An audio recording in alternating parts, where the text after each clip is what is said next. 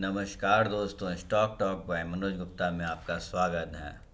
आज 2023 के पहले दिन आप लोगों से इंटरेक्ट करके बहुत अच्छा लग रहा है, लेकिन यह जानना बहुत ज़रूरी है कि 2022 में क्या इंडेक्स ने रिटर्न दी है या नहीं। तो मैं कुछ ऐसा डेटा लेकर आया हूँ जो आपको यह सोचने पर मजबूर कर देगा कि क्या इन्वेस्टिंग फ्रूटफुल रही और आगे फ्रूटफुल होगी या नहीं। तो आइए चलते हैं सबसे पहले निफ्टी रिकैप पर।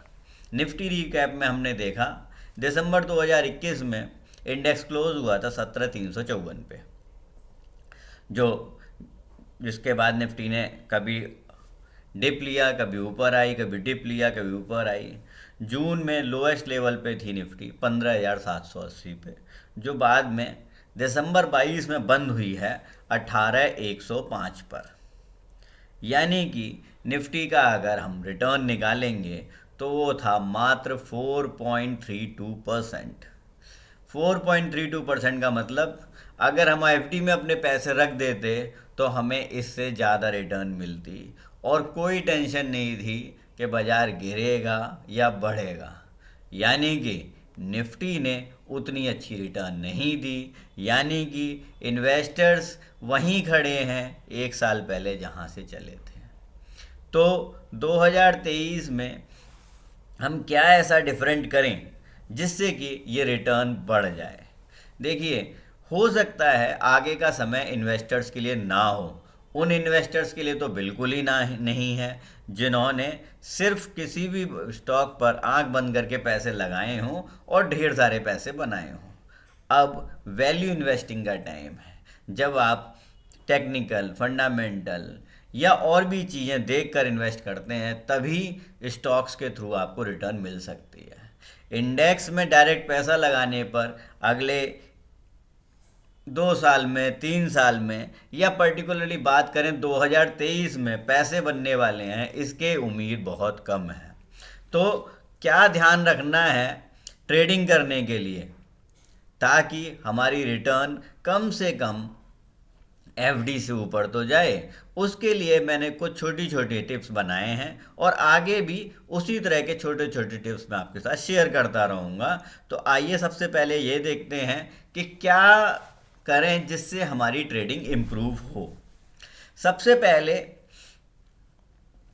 2020, 21, 22 में स्पेशली जब से विक्स इंडेक्स लॉन्च हुआ है तब से एक चीज़ काफ़ी आसान हो गई है कि ऑप्शन बाय करने हैं या सेल, वो हम विक्स देखकर आसानी से डिसाइड कर सकते हैं। बहुत सिंपल सा तरीका है। कहीं भी आप विक्स का इंडेक्स खोल लीजिए, इंडिया विक्स, और उसे देखिए। अगर वो 10 से 15 के बीच में है तो आप ऑप्शंस को बाई करके, यानी कि कम प्रीमियम देकर और ज़्यादा रिटर्न ले सकते हैं ऑप्शन बाई करके। और अगर विक्स 15 से 30 है तो ओबियस सी बात है ऑप्शंस का, इंडेक्स ऑप्शंस का प्रीमियम ज़्यादा होगा, उस समय सेल करना ज़्यादा फायदेमंद होगा। हाँ, अगर कोई मार्केट कोई बड़ा मूव लेने के मूड में है तो वो कई बार विक्स 30 से ऊपर चला जाता है। अगर 30 से ऊपर है विक्स तो सिर्फ रिस्की ट्रेडर ही उसमें ट्रेड करें, बाई करें या सेल करें ये उनके ऊपर है। लेकिन जो रिस्क नहीं लेना चाहते बहुत ज़्यादा, उनके को मैं यही कहूँगा कि जब भी विक्स 30 के ऊपर जाए तो वो साइड में बैठें और विक्स के कूल ऑफ होने का इंतज़ार करें।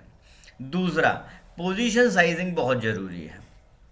आपको अगर 10 ट्रेड लेने हैं तो आप मार्केट आर्ट से पहले डिसाइड कर लीजिए कि मैं उन 10 में से 7 ट्रेड जो है सपोज बाई करने वाला हूँ तो 3 सेल करूँगा, और अगर मैं 7 सेल साइड में रखने वाला हूँ तो 3 बाई साइड में रखूँगा।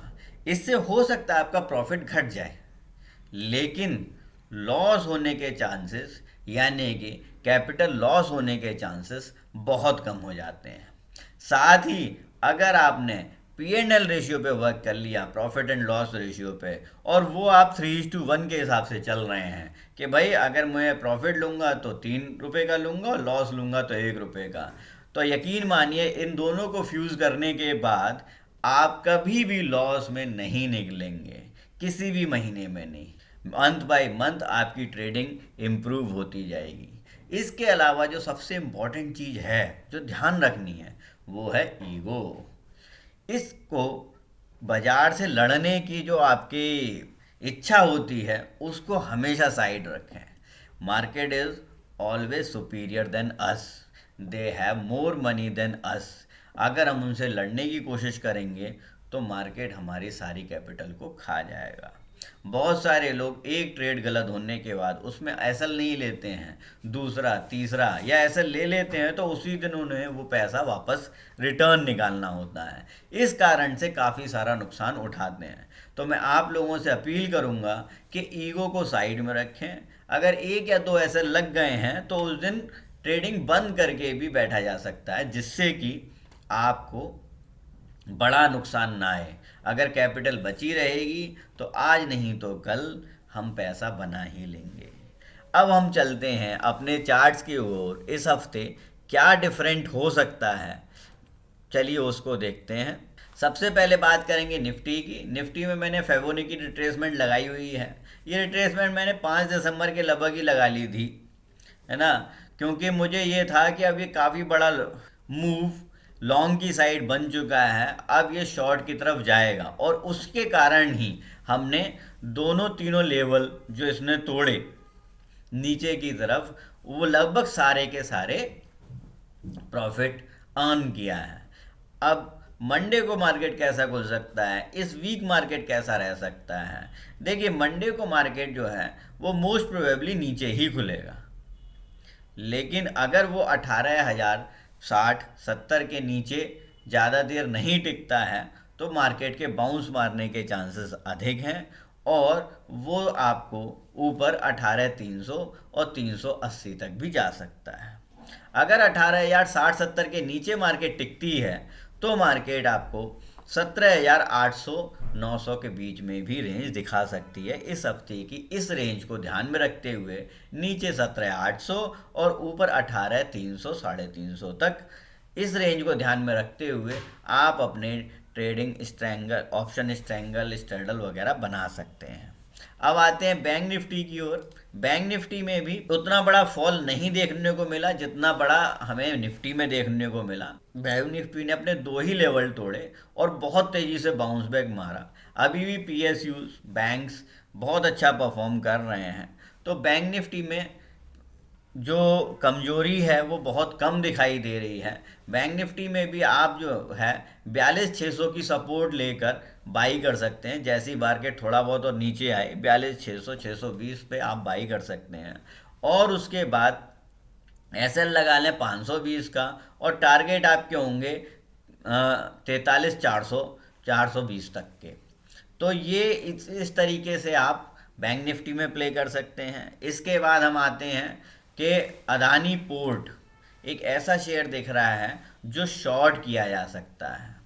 आप अदानी पोर्ट को 818 815 के आसपास कहीं भी शॉर्ट करें, ऊपर एसएल लगा दें 830 का और नीचे आपको टारगेट मिल जाएंगे 800 786, और अगर वो भी तोड़ देता है तो नया लो जो अदानी पोर्ट बनाएगा वो 756 तक का बनाएगा।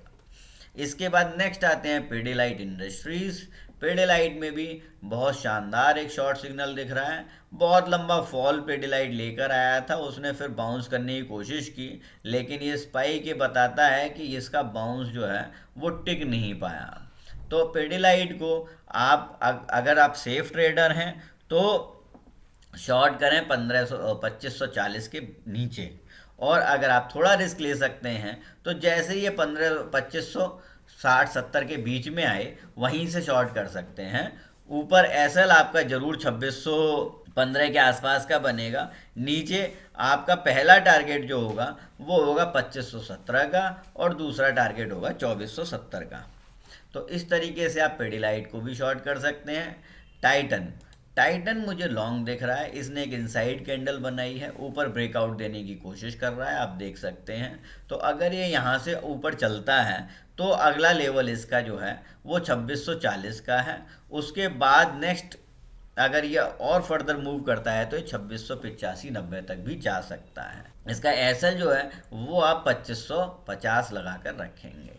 इसके बाद नेक्स्ट जेएसडब्ल्यू स्टील, इसने भी बहुत ही शानदार ब्रेकआउट दिया है, एक इनसाइड कैंडल बनाई, फिर एक भरी हुई कैंडल ऊपर की तरफ आई है।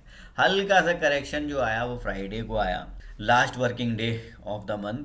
तो अब आप इसको बाई कर सकते हैं। बाई करने के बाद आप 760 यानी कि इस ग्रीन कैंडल का लगभग 50% का एसएल लिंक लगाएंगे और ऊपर जाने देंगे इसको। मैं उम्मीद कर रहा हूँ कि ये बहुत आराम से 785 और 800 तक के टारगेट आपको दिखा सकता है।